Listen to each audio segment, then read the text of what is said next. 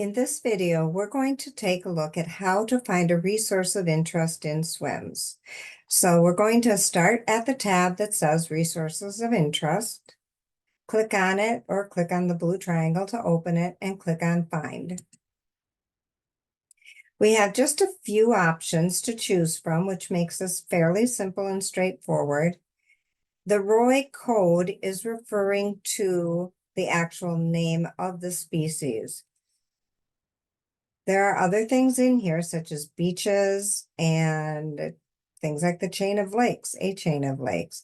So know that they are not all invasive species. But if I want to look for something such as Chinese mystery snails, and I only want to find them in one particular county, I'll come down to the drop down for county, and I will pick that county. Let's go with Eau Claire, and simply click on search. And I get 7 entries. This is easy to look at. You will probably not have the edit or the delete option. These are only shown because of the permissions that I personally have in SWIMS, but you should have the ROI sequence number. When you click on this number, that actually takes you to the screen for the ROI, and it's got some basic information on the top, including some comments, which can be very helpful.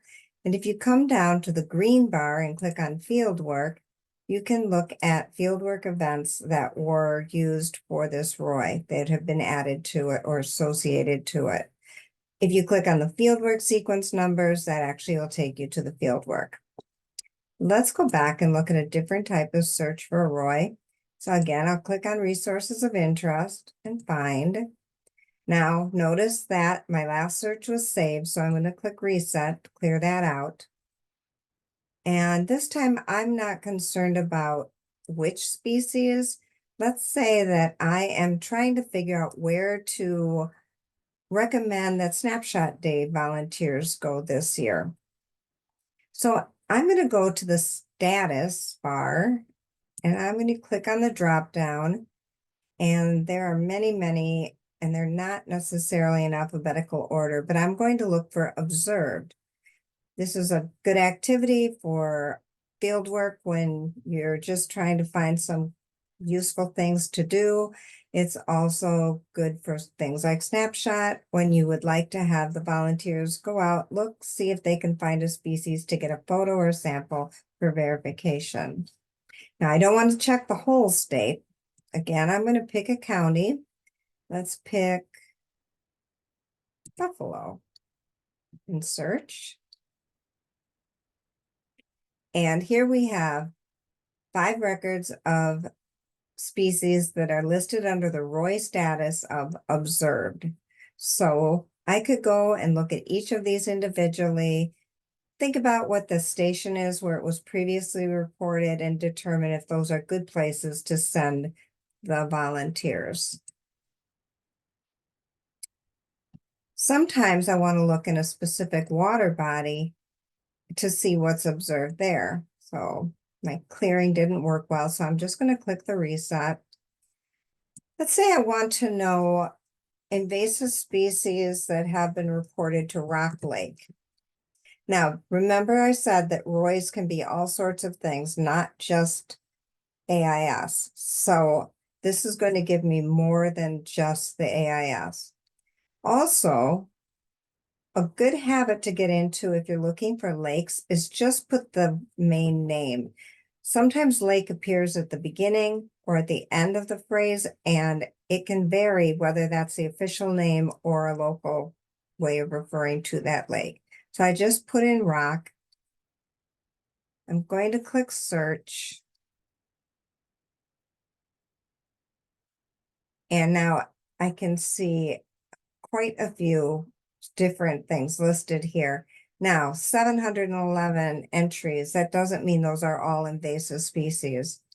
Also, keep in mind, I didn't use the word lake, so I'm also getting rivers, so the Rock River. I'm getting rock lakes from different counties. Was it Vilas County I wanted? Maybe, maybe not. So you want to make sure you know what you're looking for. But if I have 72 entries, I need to go back and redo that search because that is just too much to look at.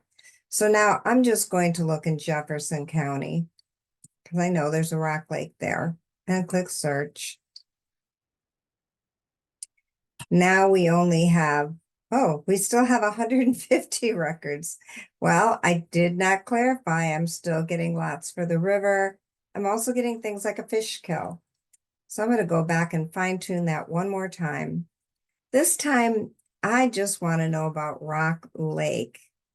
And I just want to know about invasive species that are observed. And I'm going to try putting in lake this time to narrow things down. And here, they've done a good job of getting their species verified because I know that there's more than just rusty crayfish. So, taking various steps and playing with the way of naming it has really helped me out. Now, one more thing, if you notice here, we have a WBIC, W-B-I-C, that's Water Body Identification Code. If you happen to know the WBIC for the water body that you're looking for, I can come to Resources of Interest, click on Find, do a reset.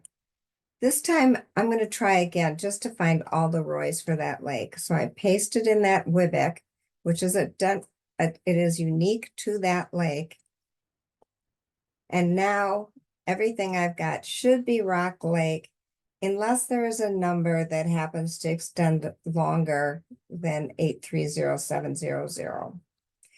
Notice here in Rock Lake, it's also associated to the creek and an unnamed creek or water body. So you might see more than one WBIC listed. Each water body in the state has a unique code. So basically that's it. Feel free to play with this. As I say, quite often you can't break SWIMS.